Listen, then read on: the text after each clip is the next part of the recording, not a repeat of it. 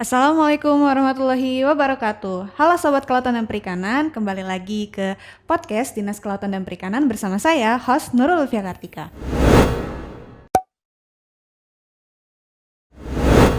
Pada hari ini kita kedatangan tamu ya, tamu podcast lagi. Kebetulan dari dinas nih, bukan tamu dari luar. Itu salah satu orang yang penting juga di Dinas Kelautan dan Perikanan, banyak ilmu yang bisa kita dapat dari beliau gitu. Nah, mari kita perkenalkan ya Pak Aprizal. Gimana Pak? Boleh perkenalan diri mungkin ke Sobat Kelautan dan Perikanan tentang Bapak gitu, tentang riwayat pendidikan, pekerjaan seperti itu. Baik. Bismillah, Assalamualaikum warahmatullahi wabarakatuh. Hai, saya Muhammad Aprizal Arsita. Di Dinas Kelautan dan Perikanan Provinsi Lampung, saya menjabat sebagai Subkoordinator Substansi Pengelolaan Sumber Daya Ikan.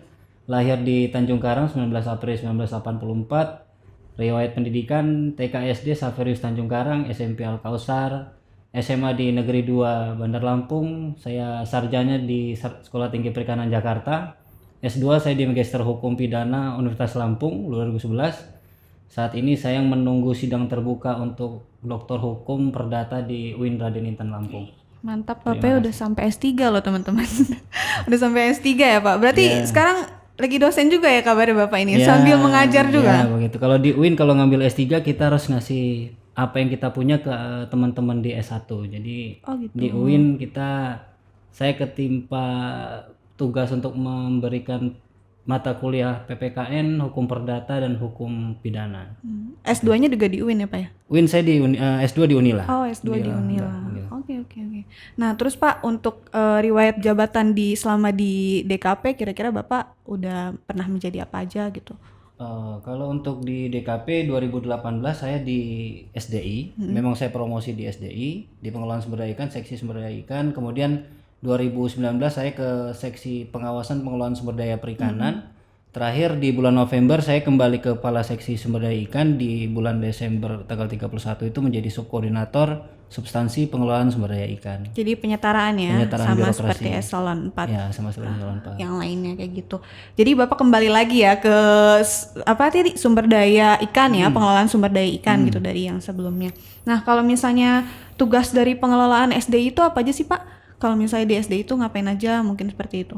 Jadi kalau di pengelolaan sumber daya ikan itu sebetulnya yang kita harus pahami dulu bahwa definisi antara perikanan dengan sumber daya ikan itu beda. Jadi kalau perikanan itu segala proses produksi yang terkait tentang pengelolaan, pemanfaatan dari praproduksi, produksi hingga pemasaran, pengolahan sampai pemasaran yang tergabung dalam satu siklus bisnis. Itu perikanan. Sedangkan kalau di tugas kami itu sumber daya ikan. Ikan itu sendiri adalah jenis organisme yang sebagian atau seluruh hidupnya berada di perairan. Nah, jadi kalau untuk tugas pengelolaan sumber daya ikan itu kita hanya melihat bagaimana sumber-sumber ikan itu bisa kita jaga, kita kelola. Jadi kalau seandainya di sungai kita jaga sungainya, kalau di danau kita jaga danaunya, sumber-sumber yang ada ikannya. Berarti kalau upaya-upaya itu ada restocking kalau perairan daratan, kalau di laut namanya sea rensing. Kemudian kalau di Payau itu kita ada reboisasi lamun, rehabilitasi mangrove, kemudian ada transplantasi terumbu karang dan itu semuanya menjadi salah satu unsur-unsur untuk mengelola sumber daya ikan.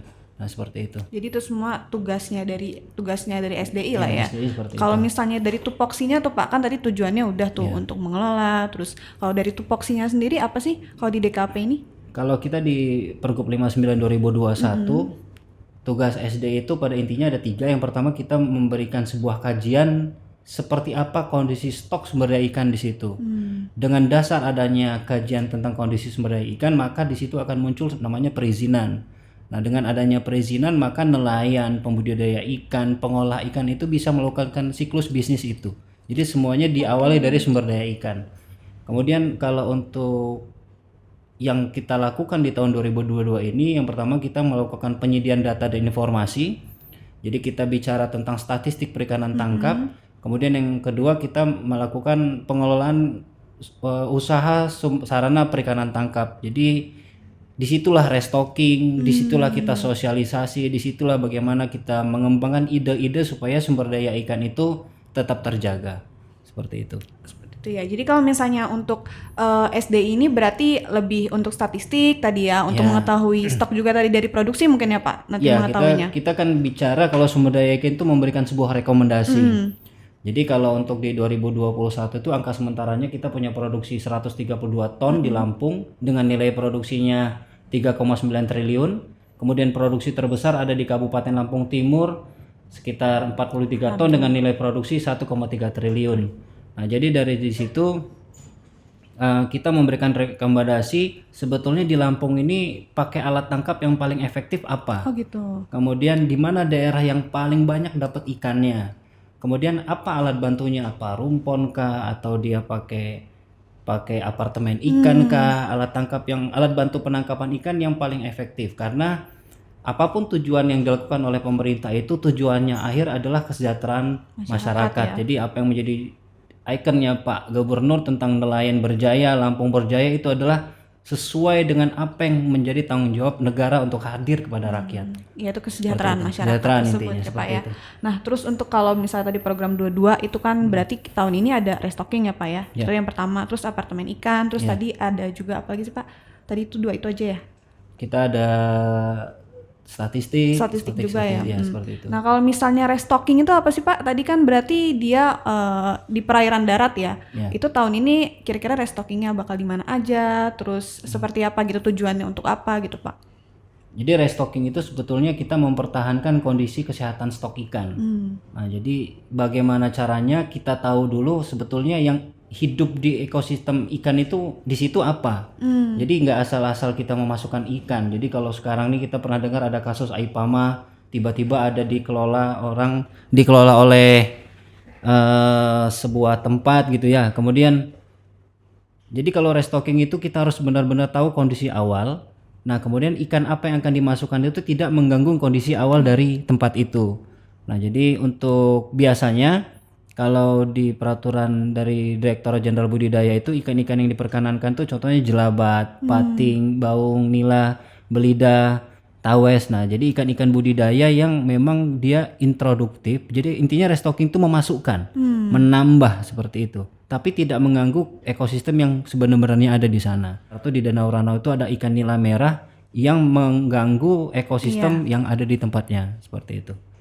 Itu restocking. Jadi kita tahun ini di 2022 kita punya program 1 juta ekor benih untuk restocking. Ada jelaba 200.000, ada baung 300.000, kemudian ada patin 262.500 ekor. Yang terakhir kita punya nila 250.000 ekor benih. Rencana sebetulnya kita di awal Januari kita udah tawaf ya, kalau bahasa saya itu keliling 15 kabupaten kota. Udah ngeliat juga. Kita lihat-lihat tuh seperti apa keindahannya Lampung. Lampung lengkap. Kita punya pantai, kita punya gunung, kita punya semuanya lengkap. Kalau hasil identifikasi kita rencana mau restocking tapi ini baru rencana. Di Bendungan Wais Kampung Pringsewu. Kemudian kita mau ke Wairata itu ada camp. Dia campnya Wairatau di atas di dekat Gunung Sukma Ilang tuh, tempatnya bagus banget itu pokoknya. Sawaran. Kemudian kita mau ke Mesuji, ada Sungai Kabung. Jadi Sungai Kabung itu ada sungai yang memang ditutup oleh masyarakat untuk pariwisata. Bahkan kalau saya bilang kalau ke sana, kalau seandainya bisa bikin tempat prewedding dalam air tuh bagus banget tempat itu. Berarti masih jernih banget ya Pak ya? Jernih banget suara tempat itu. Kemudian yang keempat kita mau ke Suwoh tuh Lampung Barat. Kita di situ kemarin identifikasi ada danau minyak namanya, danau keramik yang bisa kita berdiri, tapi kalau itu keramiknya kita congkel sedikit air panas yang keluar. Itu keren banget pokoknya Lampung Barat. Nah terus itu Pak kalau misalnya untuk tadi kan udah ada ini ya, udah ada beberapa calon untuk yang di restocking. Nah itu apa sih Pak kriteria untuk bisa dipilih menjadi restocking itu? Apakah kita tahu dulu stoknya di situ bagaimana, produksinya seperti apa gitu? Dan untuk ikan-ikan kayak misalnya tadi kan udah ada jelabat, baung ya. Itu tuh misalnya dari satu danau atau satu sungai itu yang dimasukkan tuh ikannya harus satu atau harus satu jenis atau boleh bermacam-macam gitu. Dari yang tadi udah diperbolehkan oleh Permen KP ya. Dirjen Budidaya tadi itu, peraturan Dirjen Budidaya. Yang pertama kita identifikasi lokasi dulu. Jadi identifikasi lokasi itu muncul dari proposal yang disampaikan oleh kelompok masyarakat pengawas. Jadi kenapa kelompok? Jadi beberapa kali ada hal yang perlu didefinisikan. Jadi terminologinya kenapa harus Pokmaswas? Karena hanya kelompok Pokmaswas yang ada di Kementerian Kelautan Perikanan yang berfungsi untuk menjaga dan melestarikan alam. Jadi ada kelompok-kelompok lain itu tidak berfungsi itu. Jadi kelompok Pokmaswas itu kelompok nirlaba yang tidak cari keuntungan. Isinya bukan hanya pembudidaya atau nelayan, isinya juga boleh tokoh agama, tokoh adat, tokoh masyarakat, pemuda yang tergabung dalam Pokmaswas. Jadi identifikasi awal kita dari proposal Pokmaswas ke lokasi yang mereka minta untuk di restocking. Mereka khawatir, Pak, ini sumber kehidupan kami ini sudah mulai berkurang nih ikannya. Mohon dong intervensi pemerintah tuh untuk di restocking seperti itu. Nah, jadi ikan-ikan itu bukan hanya satu jenis karena kita variatif. Ada jelabat, pating, baung. Jadi kalau seandainya di situ jadi tempat yang bisa dikelola untuk wisata, ikannya banyak, bisa meningkatkan, ada multi efeknya untuk masyarakat sekitar kan. Nah, jadi di situ juga kita akan ada edukasi untuk yang lain. Di sini ada jelabat loh, nanti kalau ketangkap jelabatnya seperti bisa. ini. Nah, seperti itu. Bisa seperti itu juga. Jadi identifikasi untuk restocking kita arahnya melebar seperti itu. Gitu. Jadi kalau misalnya itu berarti ada identifikasi dulu ya. Terus tuh kalau misalnya kemarin kan berarti kita udah melakukan restocking juga ya Pak ya. Di beberapa tempat mungkin 2021, 2020. Nah itu diawasi lagi dan atau dilihat lagi nggak sih perkembangannya gitu. Pasti dilihat lagi dong. Maksudnya kita pengen tahu nih setelah kita restocking apa sih hasilnya kayak seperti itu. Nah mungkin yang dari sebelum-sebelum ada restocking ada apa nih Pak perkembangannya gitu? Di 2021 ada 4 lokasi itu di Lampung Timur, Metro, kemudian Tulung Bawang Barat dengan di Lampung Barat. Kemudian di 2020 tuh ada Waikanan, ada Lampung Timur juga, ada Damraman juga. Jadi di 2020 tuh ada 6 lokasi, di 2021 tuh ada 4 lokasi. Jadi hasil dari restocking itu akan diukur dari hasil laporan dari validator statistik perikanan tangkap. Jadi kita akan tahu perbandingannya pada saat sebelum restocking dan sesudah restocking. Nah, yang menjadi permasalahan kita dalam pengukuran statistik perikanan tangkap itu apakah nelayan itu melapor atau tidak. Nah, jadi kami sedang berupaya untuk memberikan sebuah reward kepada masyarakat bukan hanya kepada validator. Kalau untuk validator kan kita bisa operasional mereka bisa kita tingkatkan. Tapi kepada masyarakat terutama para pengepul, para pembina. Kalau seandainya mereka mau melaporkan dan mencatatkan hasil perikanan itu, maka apa yang dilakukan oleh pemerintah itu bisa terukur. Berhasil atau enggak nih sebetulnya ide-ide program ini seperti itu. Mungkin seperti itu. Karena kan data juga untuk penentu kebijakan ya Pak, pastinya dari sisi pemerintah juga. Jadi pada prinsipnya sih kalau di SDI kita itu harus bekerja dengan data karena dengan data itu akan terukur kinerja. Seperti itu dia. Awalnya seperti itu. Baik. Oke Pak, jadi tadi itu kan saya agak penasaran nih, soalnya tadi restocking kan misalnya kita udah sering dengar ya. Nah kalau yang sirencing tadi yang restocking tapi versi di perairan lautnya ya. Itu saya belum pernah dengar nih. Itu seperti apa sih Pak sirencing itu mungkin? Terus itu juga pernahkah dilakukan di DKP atau bakal akan dilakukan lagi di Dinas Kelautan Perikanan? Mungkin penjelasannya gitu Pak. Jadi kalau di perairan umum daratan namanya restocking. Kalau di laut namanya sirencing. Selama saya melaksanakan tugas di pengelolaan sumber daya ikan kita tidak memprogramkan untuk sirencing itu. Tapi kita bekerja sama dengan unit-unit dari Kementerian Kelautan Perikanan di Balai Besar Pengelolaan Budidaya Laut Hanura. Kita pernah sirencing kuda laut, sirencing anemon, kemudian sirencing kakap putih dan sirencing bawal merah. Nah, sirencing di laut itu memang lebih unik daripada restocking di perairan daratan karena memang kita harus ke laut. Kemudian kita harus hitung kondisi laut seperti apa, tenang atau tidak. Kemudian terkadang apalagi kalau kita anemon ya, anemon itu kita harus cari lokasi yang betul-betul terumbu karangnya oke.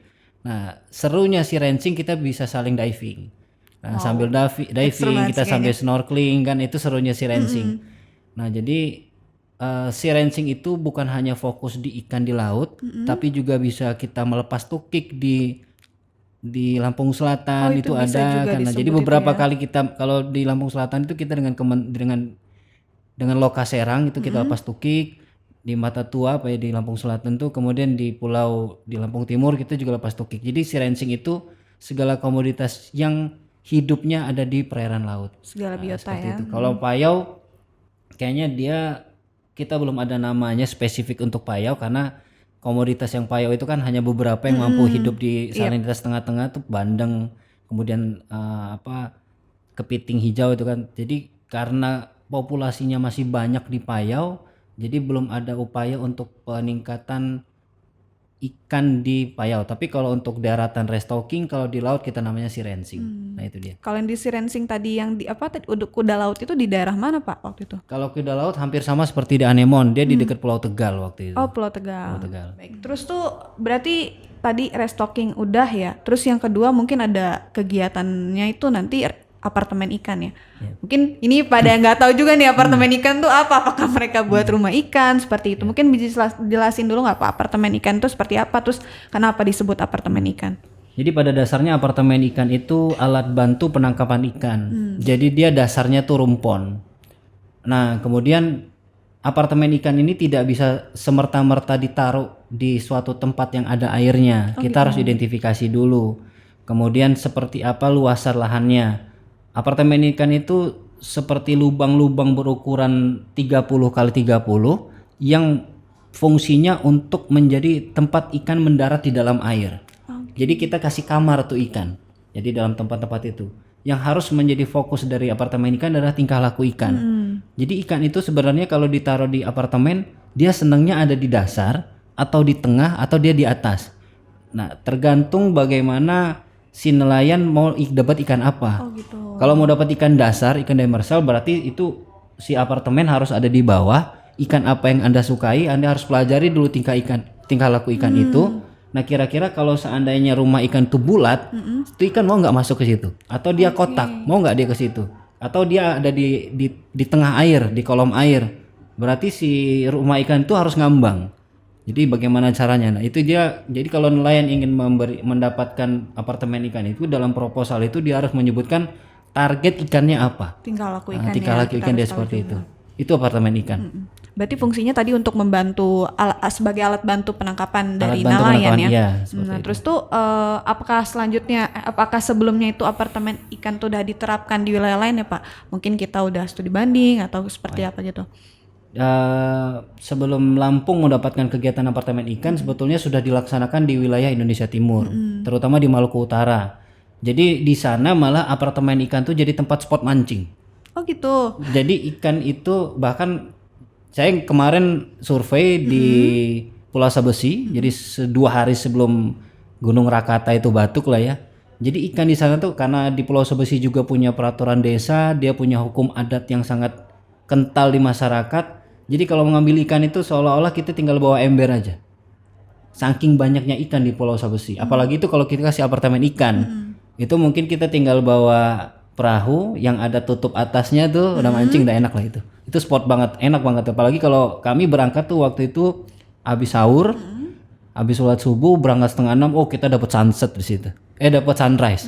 Dapat sunrise, dapat mancing, lengkap lah dunia itu langsung pokoknya. ngebakar ikannya, langsung sarapan dengan sarapan ikan. gitu kan. Wah, enak lah itu pokoknya itu kayak gitu. Luar biasa banget. Pokoknya apartemen ikan ini berarti ya tadi itu ya untuk membantu pengelolaan juga, Ya, sangat untuk fungsional sangat ya. fungsional juga. Nah, terus itu tadi mungkin berarti selain ada apartemen ikan, ada restocking, statistik juga ya, Bapak megang statistik juga ya di bidang SDI ini. Tadi itu yang produksi itu ya, Pak ya? Iya, produksi. Produksi. Terus itu paling ini harapan untuk bidang perikanan tangkap dan untuk Dinas Kelautan dan Perikanan seperti apa nih Pak untuk tahun 2022 dan mungkin harapan kedepannya juga untuk jangka panjang boleh lah biar didengar juga oleh masyarakat gitu. Kalau secara teoritis saya maunya sih program itu sederhana, cepat dan murah, Mbak. Jadi secara teori ya. Jadi saya tidak juga mau membebani teman-teman di bawah saya untuk melaksanakan pekerjaan. Jadi sederhana itu dia tidak sulit dikerjakan, cepat, tidak perlu lama mengerjakannya dan murah, bisa ditiru oleh masyarakat. Jadi restocking itu kita menjadi role model untuk masyarakat. Kemudian contohnya secara teoritis itu saya rencana melaksanakan restocking itu dengan sosialisasi ke teenager lah, anak-anak remaja. Jadi saya memberikan edukasi ke mereka bahwa Lampung ini, Indonesia ini adalah negara maritim. Kalau Anda tidak berpikir menjadi seorang pegawai negeri, Anda bisa berpikir menjadi seorang wira swasta, dan ikan adalah salah satu sektor yang menjanjikan Anda untuk menjadi orang kaya. Seperti itu. Karena kita paling besar di situ. Jadi sejarah dulu sudah membuktikan Kerajaan Majapahit, Kerajaan Sriwijaya itu punya panglima perang yang pasti nomor satunya panglima laut. Nah, jadi paling besar kita perikanan. Jadi kenapa rencana di 2022 saya memberikan plan untuk restockingnya dengan mengajak anak SMA. Jadi kalau seandainya saya bisa sosialisasi di satu kelas isinya 30 orang, kemudian 30 orang itu masing-masing setelah sosialisasi dapat 2 kantong plastik, 1 kantong plastik dia untuk budidaya, 1 kantong plastik untuk dia restocking, berarti saya dapat 30 spot restocking dari masing-masing anak itu. Luar biasa ya. Sederhana tapi efeknya banyak. Kemudian secara praktis kepada masyarakat bisa menjadi role model. Nah, kemudian saya berharap dari pemerintah, dari saya sendiri, dari teman-teman lain untuk mendukung yang pertama tentang mikroplastik. Nah, jadi saya maunya teman-teman itu mengajak masyarakat untuk mengumpulkan sampah dan sampahnya dibayar jadi bank sampah. Nah, itu sumber daya ikan juga. Jadi kalau pemerintah melakukan yang namanya restocking, yang namanya sea rensing di laut, yang namanya rehabilitasi mangrove, reboisasi lamun, kemudian ada transplantasi terumbu karang, tapi tidak memberikan efek kesejahteraan, itu percuma menurut saya. Jadi fokus yang pertama bersih laut dengan cara mengurangi dampak mikroplastik, kemudian bikin bank sampah, dengan itu laut bersih, ikan hidup, baru kita gerakan dari sisi konservasinya. Kan sisi konservasi, jadi sisi produksinya. Jadi kalau saya bilang antara eksploitasi dengan konservasi itu bisa dikawinkan, tidak harus selalu bergesekan. Yang penting sama-sama untung. Itu menurut saya seperti itu. Paling itu harapan saya ke depan seperti itu. Luar biasa sekali ya. Tadi udah banyak juga. Itu saya juga kaget sih, ternyata nanti ada sosialisasi ke anak-anak SMA ya. Itu kan pasti nanti mereka juga brainstorming gitu, mengetahui, karena kan anak SMA juga belum mengerti perikanan sedalam itu ya Pak ya. Betul sekali. Segitu aja Sobat Kelautan Perikanan semuanya, informasinya banyak banget, pasti bermanfaat juga. Juga masyarakat juga jadi tahu nih apa program yang nanti bakal dilakukan oleh DKP, terutama untuk restocking, apartemen ikan. Sekian podcast pada hari ini. Saya host Nurul Fiakartika pamit undur diri. Kemudian Pak Aprijal juga mungkin pamit undur diri ya. Terima kasih Pak sudah datang ke podcast Dinas Kelautan dan Perikanan dan memberikan informasi yang begitu berharga gitu. Bisa juga follow ke sosial media dari Dinas Kelautan dan Perikanan, ada di Instagram Kelautan Perikanan Lampung, kemudian di FB Kelautan Perikanan LPG, dan juga web kita ada dkp.lampungprof.go.id. Oke Sobat Kelautan dan Perikanan, sampai jumpa di podcast Dinas Kelautan dan Perikanan selanjutnya. Bye!